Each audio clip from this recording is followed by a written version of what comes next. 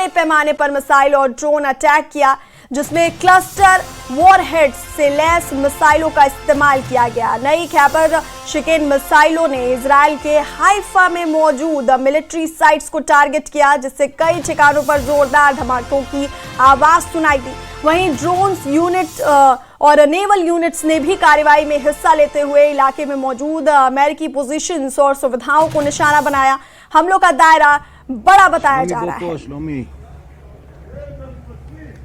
तो आईआरजीसी ने इजराइल पर यह बड़ा हमला किया है। आईआरजीसी ने ऑपरेशन ट्रू प्रॉमिस 4 के वेब 27 की शुरुआत करते हुए इजराइल पर बड़े पैमाने पर मिसाइल और ड्रोन अटैक किया है, जिसमें क्लस्टर वॉरहेड से लैस मिसाइलों का इस्तेमाल किया गया है।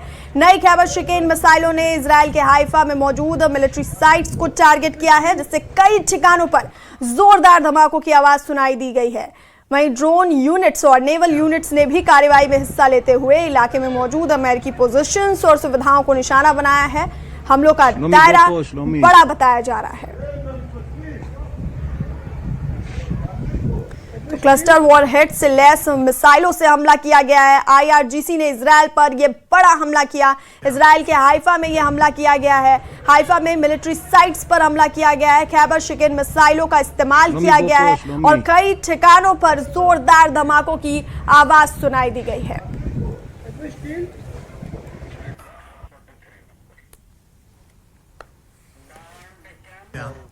और ईरान के साथ जंग पर डोनाल्ड ट्रंप का बड़ा बयान सामने आया है। उन्होंने कहा कि नहीं कह सकते कि जंग कब तक चलेगी। ईरान की सेना लगभग खत्म हो चुकी है।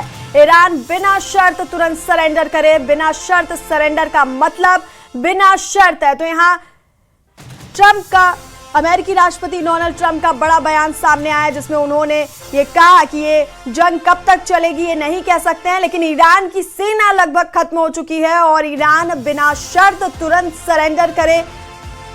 बड़ी चेतावनी और बड़ा बयान यहाँ अमेरिकी राष्ट्रपति डोनाल्ड ट्रंप का सामने आया है, जिसमें उन्होंने ये कहा है कि ईरान बिना शर्त तुरंत सरेंडर करे और ये जंग कब तक चलेगी ये नहीं कह सकते, लेकिन ईरान की सेना लगभग खत्म हो चुकी है। बिना शर्त सरेंडर का मतलब है बिना शर्त सरेंडर।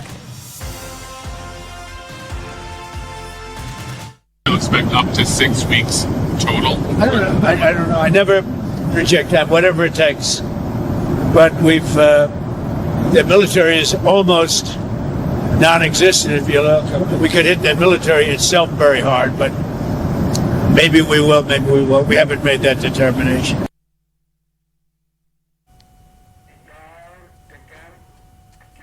और ईरान की ताकत को खत्म करने के लिए डोनाल्ड ट्रंप ने एक बड़ा फैसला लिया है।